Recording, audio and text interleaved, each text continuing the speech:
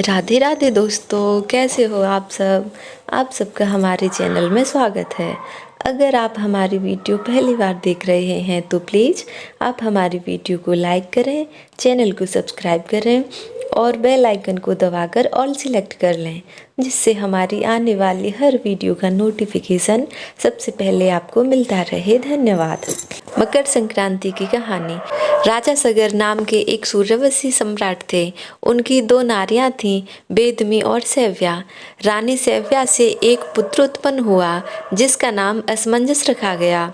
दूसरी रानी वेदमी ने भी पुत्र की कामना से भगवान शंकर की उपासना की। शिव जी के वरदान से उसे भी गर्भ हो गया। पूरे 100 वर्ष बीत जाने पर उसके गर्भ से एक मांस पिंड की उत्पत्ति हुई। उसे देखकर वह बहुत दुखी हुई और उसने भगवान शिव का ध्यान किया। तब शिव जी ब्राह्मण के वेश में आकर उसके पास पधारे और उस मांस पिंड को 60,000 भागों में बांट दिया। वे सभी टुकड़े पुत्र रूप में बदल गए। तब राजा सगर ने 100 अश्वमेध यज्ञ करने का संकल्प किया।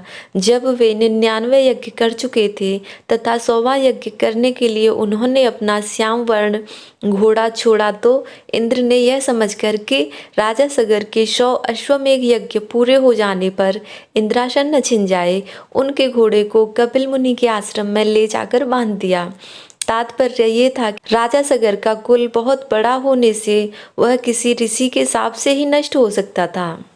कपिल मुनि सबसे श्रेष्ठ माने जाते थे और उनके तेज को सहने की सामर्थ्य किसी राजा में न थी। राजा सगर के 60,000 तेजस्वी पुत्र घोड़े को खोजते खोजते कपिल मुनि के आश्रम तक पहुंच गए। अश्व को वहां देखकर उन्हें बड़ी प्रसन्नता हुई और वह मुनि को प्रणाम किए बिना उस अश्व को पकड़ने दौड़े।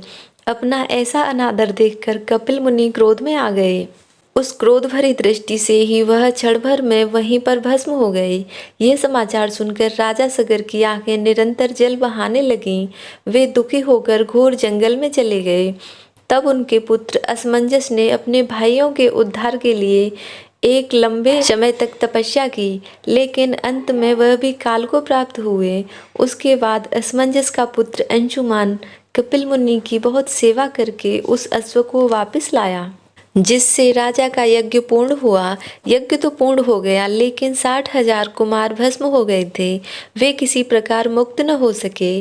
अंशुमान ने उन राजपुत्रों की मुक्ति का उपाय भी कपिल मुनि से पूछा। तब उन्होंने कहा कि जब गंगा जी पृथ्वी पर आएंगी तभी उनका उद्धार होगा। अंशुमान ने गंगा जी को पृथ्वी पर लाने का भरसक प्रयास किया, किंतु असफल रहा।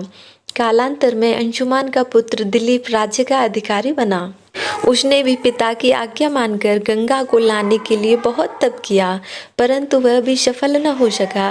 राजा दिलीप के पुत्र श्रद्धा रखने वाले भगीरथ भगवान के परम भक्त विद्वान श्रीहरि में अटूट गुणवान पुरुष थे।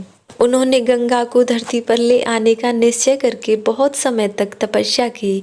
तब शिव जी के साक्षात दर्शन उन्हें हुए। उनकी दिव्य झांकी पाकर भगीरथ ने उन्हें बार बार प्रणाम किया और स्तुति की। उन्हें भगवान से अभिष्ट वर भी मिल गया। वे चाहते थे कि मेरे पूर्वजों को मुक्ति मिल जाए। भगवान ने गंगा से कहा, हे सुरेश्वरी, तुम अभी पृथ्वी लोक में जाओ और मेरी आज्ञानुसार सगर के सभी पुत्रों को पवित्र करो। तब श्री गंगा जी ने धरती पर आना स्वीकार कर लिया।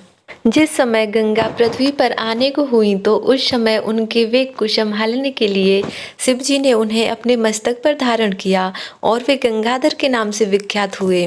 फिर जब जटाओं में से उन्होंने एक बूंद छोड़ी तो गंगा का पृथ्वी पर अवतरण हुआ। गंगा भूतल पर उतरकर राजा भगीरथ के पीछे पीछे चली। गंगा के वेग के कारण मार्ग में ऋषि का आश्रम बह गया। तब मुनि कुपित हो गए और सारी नदी का आचमन कर गए। तब फिर भागीरथ की आराधना से जब मुनि प्रसन्न हुए तो गंगा को अपनी जंघा से प्रकट किया। तब गंगा भागीरथी से जाह्नवी कहलाई। फिर राजा भगीरथ गंगा की स्तुति करके उन्हें अपने साथ लेकर वहां पहुंचे जहां सगर के 60,000 पुत्र जलकर भस्म हो गए थे। परम पवित्र गंगा जल का स्पर्श पाकर वे राजकुमार बैकुंठ को चले गए। भगीरथ अपने पूर्वजों को तारकर कृतकृत्य हो गए। चूंकि राजा भगीरथ गंगा को पृथ्वी पर लाए, इसलिए गंगा को भगीरथी भी कहा जाता है। सगर के 60,000 पुत्र गंगा जल के स्पर्श से मोक्ष को प्राप्त हुए थे। इसलिए मकर संक्रांति के दिन गंगा स्नान और अपने पितरों के लिए तर्पण करने की परंपरा चली आ रही है। दोस्तों, उम्मीद करती हूँ आज के वीडियो से आपको पता चल गया होगा कि मकर संक्रांति के अवसर पर गंगा स्नान और पितरों को तर्पण क्यों किया जाता है। तो दोस्तों, आपको हमारी आज की वीडियो कैसी लगी कमेंट करके बताएं। अगर आपको हमारी वीडियो पसंद आई हो तो इसे ज़्यादा से ज़्यादा लाइक करें, शेयर करें और ऐसी ही वीडियो देखने के लिए आप हमारे चैनल को सब्सक्राइब करना ना भूलें। मिलते हैं अगली वीडियो में, तब तक के लिए बाय बाय।